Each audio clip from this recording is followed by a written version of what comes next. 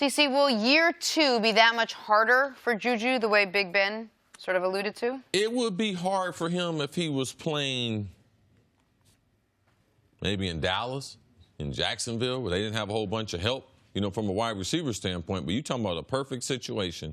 The Pittsburgh Steelers, they have the #1 wide receiver, where he is going to draw coverage and or a double team.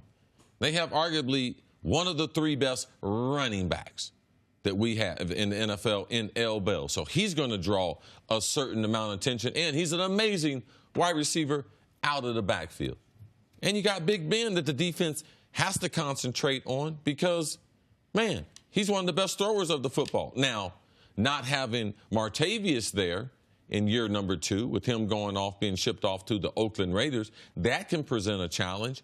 And or we have seen guys that started off at receiver and had a special rookie year, but didn't do as well in year 2, year 3, and went on to have an average to mediocre career, but not living up to the expectations of year #1. So it could happen. I think JuJu is going to be a special player. I think the things he's got around him, he's not going to be able to sneak up on people, but how much can you concentrate on it with all the other weapons in the way that they run their offense? So I think he will have a legitimate, strong second season, but let's not fool ourselves. Like, he's not a #1 guy. JuJu need to realize that. I need to stay over here behind AB and be able to get the benefit of having him on my roster. Those guys who are #2s wanting to be #1s, they make some critical mistakes in their career. So JuJu, I expect JuJu to do big things in year #2. But it is impressive that he's already a legitimate #2. I mean, when they drafted him, I don't think they knew they were. I'd like to see some football this year before I start saying legitimate #2 and everything. I think they're the best 1 and 2 receivers that we have. But the 1 is doing a lot of work there for you. Absolutely. The Antonio part of that combination. Yes, that's the old Hank Aaron and his dad combined for 758 home runs.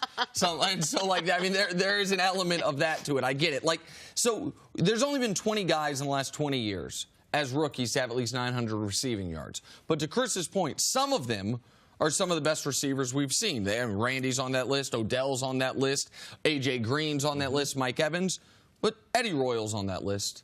Kevin Johnson, who played for the Browns 20 years ago, and I'm not very familiar with him, he's on that list. Dwayne Bowe, who had after his rookie year, one really good season touchdown-wise, but really didn't live up to what his expectations were. He's on that list. So you don't know which direction. You can have the great rookie year and end up Julio. He had 1,000 yards his rookie season or close to it, and now he's Julio. It doesn't always, though, lead to that. I do think the situation you mentioned is absolutely correct, and the reason that I'm a buyer on JuJu Smith-Schuster is because he was able to create that production last year without a ton of targets. I mean, he was targeted less than Martavis Bryant, and he had 900 yards to Martavis's 600 yards. He was a big play guy. He was 16 yards per catch last year. That's a high-level number on as many targets as he had. So I do think he is certainly in the right position after year 1. But I agree with you fully that, yeah, you have Big Ben. You have top 5 wide receiver, running back, quarterback. You should be productive, drafted as highly as he was. Because he's working alongside AB and you do have L. Bell, tell me how a wide receiver's game changes in the second year, how they look at him differently, how he's covered and guarded differently. Well, last year, because Martavius was there and having him and AB play outside, JuJu played a lot in the slot. So what we were able to see was he was really special after the catch. He was able to break tackles better than we thought. So now is how much will Pittsburgh move him outside?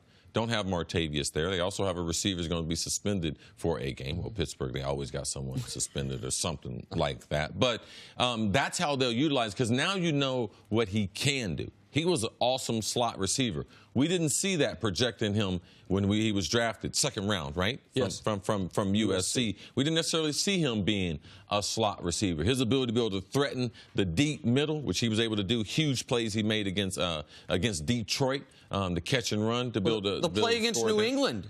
To put him down to put him at the mouth of the goal line before Big Ben threw that interception. That wasn't Antonio Brown. That was JuJu Smith-Schuster making somebody miss and blazing up the field. He was really impressive. It wasn't just the celebrations and him going to class in his uniform. Like, he had a really impressive year. But as far as how defenses are going to guard him, here's what he has going for him.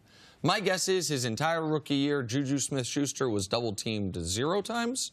And my guess is this year he will be double-teamed 0 times. Because if you're going to double-team somebody on the Steelers, it's going to be Antonio Brown. Like, he has the benefit. He will never be the focus of the other team's game plan. So will its game change? What changes for him then in the second You can year? do more things with him. You can play him outside more. We know that he's very, very effective in the slot, or you can maybe move AB in the slot and then move JuJu outside. The one thing the Pittsburgh Steelers have done, they have spent draft picks on wide receivers. Their general manager has been fabulous as far as finding gems, not necessarily in the first round. That's what we've seen there the last number of years with their wide receivers. I expect JuJu to be able to match that same productivity. One thing to watch is, and the reason why I don't think he'll have a sophomore slump compared to the way Martavius kind of slumped off, is because Martavius was a deep threat. He never evolved where he can get the ball short and be able to be better after with the run and the catch. JuJu has that from the beginning.